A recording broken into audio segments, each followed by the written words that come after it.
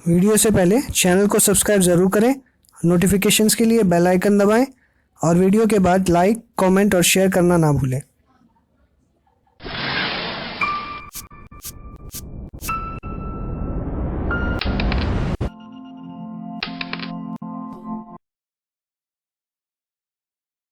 Hello दोस्तों, स्वागत है आप सभी का हमारे चैनल लाइफ एडवाइजर्स में। और आप देखना शुरू कर चुके हैं बैंक निफ्टी की डेली एनालिसिस वीडियो। आज है 22 अप्रैल का दिन।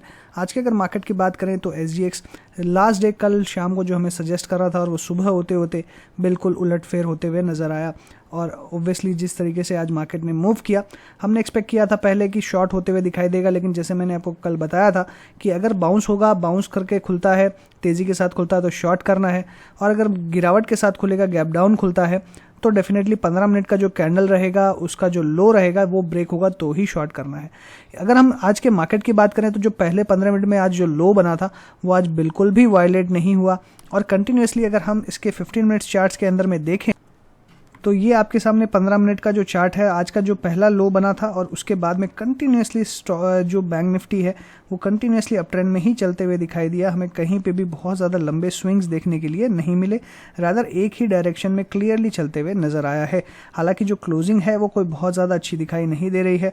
हमारा जो लेवल था, हमने जो डिस्कशन किया था वो था 30,000 से लेकर लगभग 31,300 का, तो वहीं पे क्लोजिंग देखने मिल रही है 31,726, जो कि हमारा रेजिस्टेंस लेवल था 31,687, उसके ठीक ऊपर में क्लोज होते हुए नजर आया। तो यहाँ से तो डेफिनेटली बुलिश एक व्यू मिल रहा है, एक क्यू मिल रहा है कि क्लोजिंग इसकी अच्छी हो रही है एक तरीके से। हालांकि बहुत अच्छी मैं इसको नहीं मानता हूं, लेकिन फिर भी क्लोजिंग वाइज अगर देखा जाए, एक रेजिस्टेंस के ऊपर में क्लोज होना काफ़ी अच्छा संकेत देता है।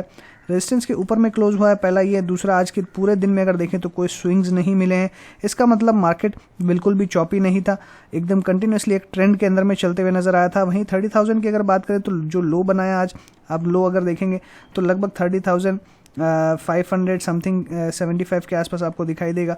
तो लो जो है डेफिनेटली 30,000 से लेकर, जो हमने 31,000 की बात करी थी, तो 30,000 के रेंज में, 30,000 से 31,300 की रेंज में डेफिनेटली मार्केट था। और ओवरऑल जो आज जो तेज़ी हुई है उसका कोई विशेष कारण नहीं है, रादर मैं कहूँगा कि एक शॉर्ट कवरिंग आपको देखने के लिए मिली है।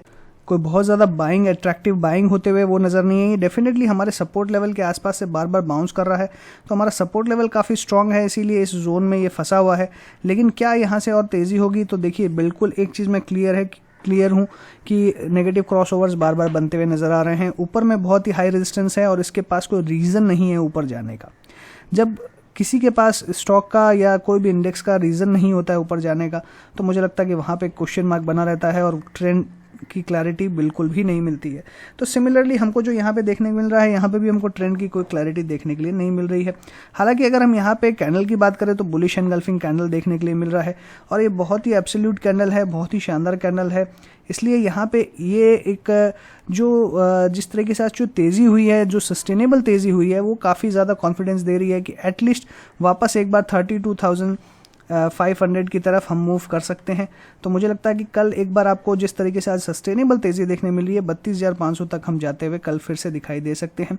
यानी यहाँ से और हम एक्सपेक्ट कर सकते हैं कि 700 से 800 पॉइंट की जो रैली है ये कंटिन्यू रहेगी। और डेफिनेटली जिस तरीके से बुलिश एनगल्फिंग कैंडल बनी है उसके हिसाब से तो क्लियरली दिखाई देता है। लेकिन असली तेज़ी या एक ट्रेंड का रिवर्सल कब होता हुआ हमको दिखाई देगा? देखिए, जब ट्रेंड का रिवर्सल की अगर मैं बात करूँ तो मुझे लगता है ट्रेंड का रिवर्सल 33,600 से जब तक पार नहीं करता, जो कि हमारा ये लेवल है, ये लेवल जब तक नहीं निकलता मुझे ट्रेंड में कोई रिवर्सल नज़र नहीं आएगा।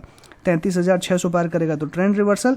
फिलहाल के लिए 32,500 एक रेजिस्टेंस जोन रहेगा। तो यानी हमारे 700 से 800 पॉइंट की अपसाइड आज की तेज़ी देखने के बाद में हम कह सकते हैं देखने मिले।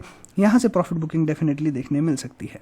वहीं नीचे की अगर सपोर्ट की हम बात करें कि सपोर्ट कहाँ पे आता है, तो मुझे लगता है कि अब 31,500 एक बड़ा सपोर्ट रहेगा और 31,300 नेक्स्ट बड़ा सपोर्ट रहेगा, जहां से हम एक्सपेक्ट कर रहे थे कि आज की गिरावट होते हुए नजर आएगी। इसलिए ओवरऑल अगर रेंज की मैं बात करूँ कि कल क्या रेंज रह सकती है, तो 31,300, 31,500 से लेकर ऊपर में 32,500 तक की रेंज आपको दिखाई दे सकती है।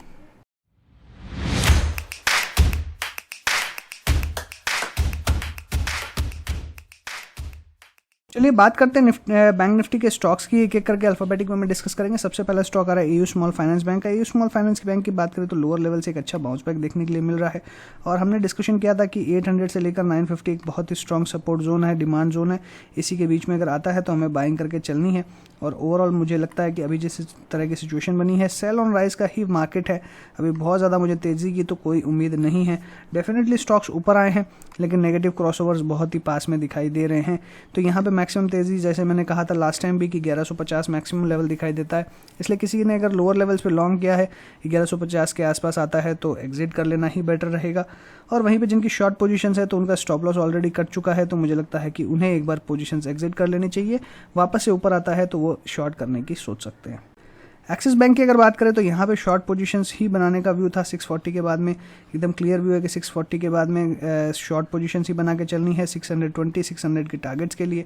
ये वापस एक पुल बैक देखने मिल रहा है। हालांकि कैंडल वाइज देखें तो लगभग बुलिश एनगल्फिंग कैंडल देखने मिल रही है, वॉल्यूम भी थोड़ी सी बढ़ती हुई नजर आ रही है। लेकिन ऊपर में फिर से देखेंगे तो आपको यहाँ पे एक नेगेटिव क्रॉसओवर लगभग बनते हुए नजर आने वाला है एक आध दिन के अंदर में। तो स्टॉक अगर बाउंस करता है तो मुझे लगता है बाउंस में फिर से सेल ही करना चाहिए अनटिल अनलेस 680 के ऊपर में क्लोज हो।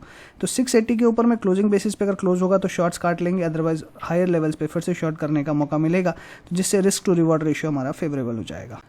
बंधन बैंक की बात करें तो अभी क्लियरली साइडवेज है, अभी कोई बाय या सेल का व्यू नहीं है, अवॉइड करना ही बेहतर रहेगा।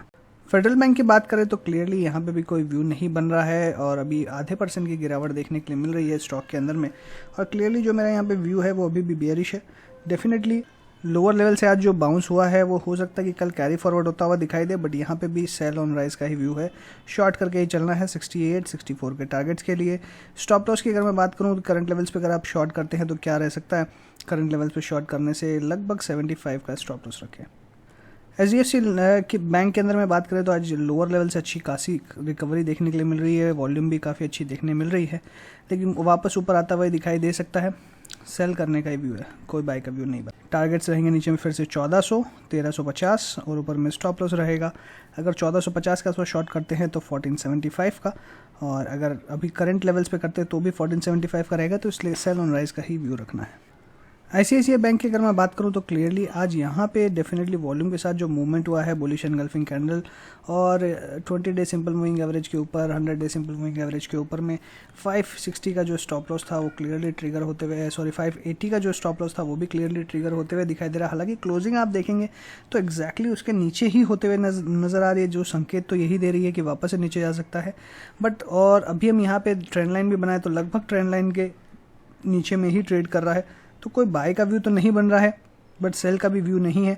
एक बार के लिए शॉर्ट पोजीशन से एग्जिट कर ले। IDFC बैंक की बात करें तो यहाँ पे सेल का ही व्यू है 52 के स्टॉप लॉस के साथ में, तो क्लियरली अभी भी सेल का व्यू बना रहेगा 48 44 के टारगेट्स। इंडसइंड बैंक की बात करें तो क्लियरली यहाँ पे ट्राई स्टार पैटर्न का फॉर्मेशन बना हुआ था, हमने जैसा डिस्कस किया था, और ये भी डिस्कस किया था कि इसे इमीडिएटली फॉलो ऑन मिलना चाहिए, लेकिन उसकी वजह देखें तो अच्छी खासी गिरावट ही देखने के लिए मिल रही है।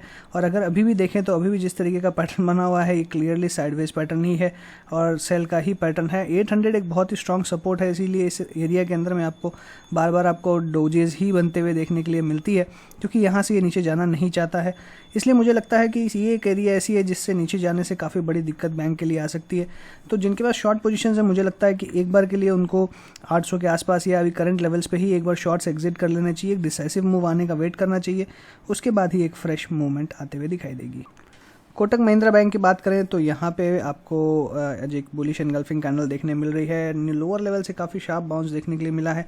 1740 का हमारा स्टॉप लॉस था, जो एग्जैक्टली देखेंगे तो सारे स्टॉप लॉस के नीचे ही क्लोज होते हुए नजर आ रहे हैं, और जिस तरीके का मूवमेंट दिखाई दे रहा है ऐसा लग रहा है कि इमीडिएटली एक बार गैप है वो फिल करते हुए दिखाई देंगे। लेकिन अभी भी मेरा सेल का ही व्यू है, 1760 के आसपास आता है तो सेल करके चलना चाहिए और वापस से लोअर लेवल्स पे ही आपको आते हुए दिखाई देगा। PNB की बात करें तो यहाँ पे मैंने डेफिनेटली एक बाय का व्यू दिया था, और वो भी जो 200 डे सिंपल मूविंग एवरेज के 200 डे सिंपल मूविंग एवरेज के जहाँ पे भी जब तक ये ऊपर नहीं आता तब तक कोई बाय नहीं रहेगा। हालांकि अपसाइड भी लिमिटेड है 36 तक, अदरवाइज अब इसमें कोई बहुत ज़्यादा बाय का व्यू नहीं है, तो बेटर रहेगा इसके ऊपर में आए तभी बाय करें, अदरवाइज अवॉइड करें। No buy no sale. RBL bank की बात करें तो यहाँ पे शॉर्ट का ही व्यू है, और मैंने आपको 165 160 तक के लेवल्स की बात करी है इस स्टॉक के अंदर में, तो मुझे लगता है कि यहाँ तक आता हुआ दिखाई दे सकता है। आज ओपनिंग हुई थी 170 पे, लेकिन ओपन और लो देखें तो लगभग सेम है। वापस अच्छी खासी तेज़ी फिर से देखने के लिए मिल रही है, 176 के ऊपर आते हुए दिखाई दे रहा है, बट अभी भी मेरा सेल का व्यू बना हुआ है। स्टॉप लॉस रखें 180 का। SBI में भी बुलिश एनगल्फिंग कैंडल, सारे स्टॉक्स के अंदर में बुलिश एनगल्फिंग कैंडल देखने के लिए मिल रही है, बट मेरा भी फिलहाल कोई बहुत ज़्यादा व्यू नहीं है तेज़ी का। और मैंने जैसे पहले कहा कि अभी जब तक एक लेवल के ऊपर में क्लोज नहीं होता तब तक हम कोई बाय नहीं करेंगे। तो यहाँ पे भी मेरे कोई बाय का व्यू नहीं है, राइज ऑन सेल की ही स्ट्रेटजी अपनानी है। वापस तेज़ी से ऊपर आता है तो सेल करके चलना है, या अगर ये लेवल ब्रेक होता है तो भी सेल करना है। तो यहाँ पे टारगेट्स लगभग 320 300 तक के बनते हैं, और ऊपर में आता है तो भी सेल ही करना है, इसलिए अभी कोई तेज़ी का व्यू तो नहीं है। सो इसी के साथ मैं अपनी बात को मैं वाइंड अप करूंगा। अगर आपको अच्छा लगा हो तो लाइक कीजिएगा, दोस्तों के साथ शेयर कीजिए, कमेंट बॉक्स में व्यूज़ लिखना ना भूलें। चैनल सब्सक्राइब नहीं किया हो तो तुरंत कर दीजिए, साथ ही बेल आइकन दबाइए ताकि टाइमली अपडेट्स आपको मिलते रहे। So thanks for watching again, happy trading and investing.